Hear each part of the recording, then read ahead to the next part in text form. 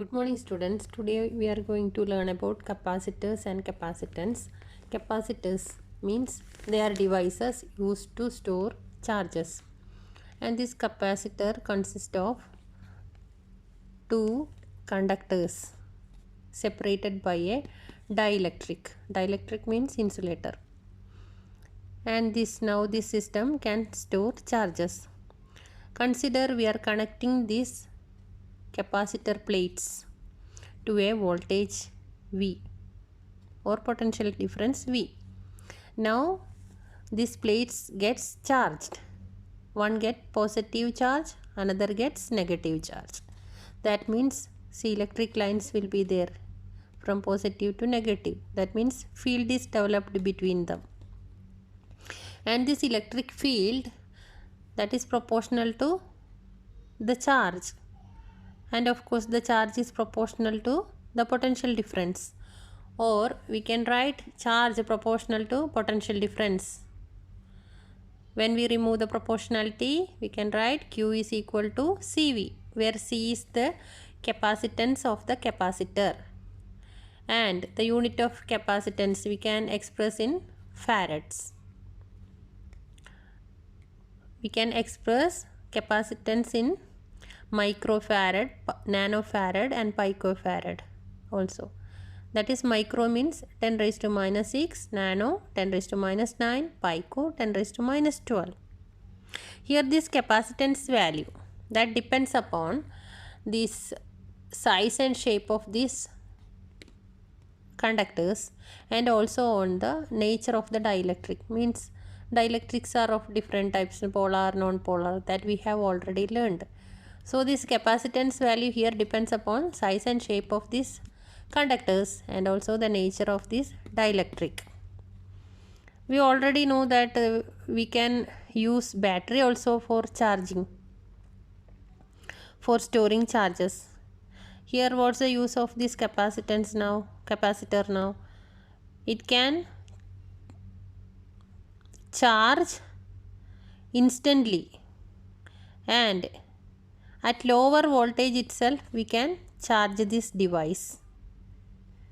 But when we charge a capacitor, we should take care that this voltage, it's a low voltage, but this voltage should not exceed a breakdown value, should not exceed a certain limit, that is breakdown value. Why? Because if we increase the voltage over a limit, then this capacitor will be exploded. Why? That means when we increase this voltage beyond this breakdown value, this dielectric loses its insulating property. That means it acts as a conductor, and when this acts as a conductor, what happens? It gets short circuit. So when we increase the potential beyond breakdown value, this capacitor will explode because this dielectric loses its insulating property and the circuit become a short circuit. That's why. Now let us learn the importance of dielectric. When we introduce a dielectric in a capacitor, what happens? This obstructs the electric field. That means electric field strength, electric field will get reduced. So when we introduce a dielectric, electric field E will be reduced. We know electric field is equal to potential divided by the separation. So when electric field get reduced, potential also reduced. And we already know that Q equal to CV, or C we can write Q by V. When potential decreases, what happens? This is inverse proportion. So capacitance increases. So when we introduce a dielectric, electric field get reduced. That is, electric field is decreased, potential get decreased. When potential decreased, this capacitance get increased. That is, this capacitor will be more effective now. And also we can charge the capacitor at a lower voltage when we introduce a dielectric. These are the importance of dielectric in a capacitor. That is, when we introduce a dielectric, it will be more effective by increasing its capacitance value, and also we can charge the capacitor at a lower voltage. Now let us consider the combination of capacitors. First let us consider the series combination. Consider two capacitors, that is C1 and C2, connected in series combination. See, they are in series means same current flows through this one. But both capacitors get equally charged.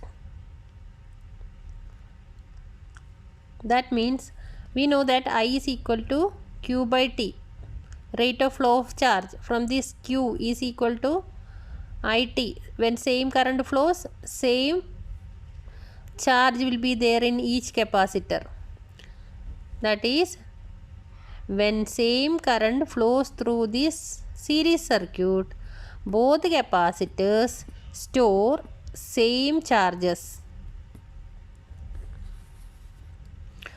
And in series circuit, potential, total potential we can write as the sum of potentials V1 plus V2, or V1 is, we already know Q equal to CV or V equal to Q by C, and in this case V1 we can write Q1 by C1 plus Q2 by C2. Here charge is same, so it is Q by C1 plus Q by C2, or when we take Q outside, 1 by C1 plus 1 by C2, that is V divided by Q. Q we are taking in left hand side, then V by Q is equal to 1 by C1 plus 1 by C2.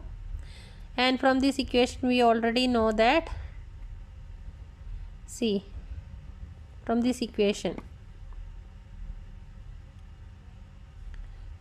we already know that this V divided by Q is 1 by C, and this, in this equation V divided by Q we can write 1 by C, where C is the effective capacitance of the circuit.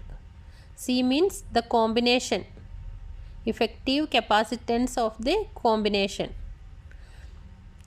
Or from this equation we can write V by Q, that is 1 by C, is equal to 1 by C1 plus 1 by C2, where C is the effective capacitance of the combination. Okay, if we consider there are n capacitors, then total capacitance, effective capacitance is C, then we can write 1 by C equal to 1 by C1 plus 1 by C2 plus 1 by C3 plus etc. Now let us consider capacitors in parallel. That is,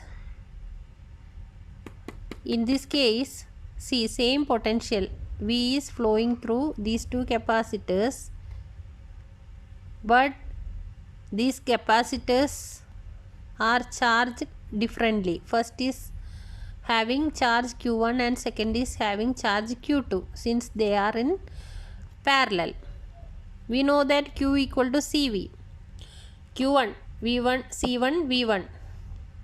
Here potentials are same, V1 is V, V2 is V, so we can write Q1 equal to C1V, Q2 C2V.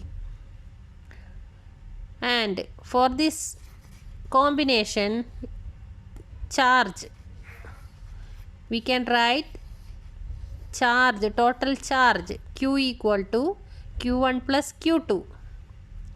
that is Q1 is C1V plus Q2 C2V. From this equation we will get that C1 plus C2 into V. V is common here. Or we already know Q equal to CV, where C is the effective capacitance for this combination. Or we can write CV instead of Q, CV is equal to this one, C1 plus C2 into V. And V get cancelled, C equal to C1 plus C2. So effective capacitance for this parallel combination we can write C equal to C1 plus C2 if there are two capacitors. If there are n capacitors, we can write C equal to C1 plus C2 plus etc. Cn. Okay, we will see in the next session.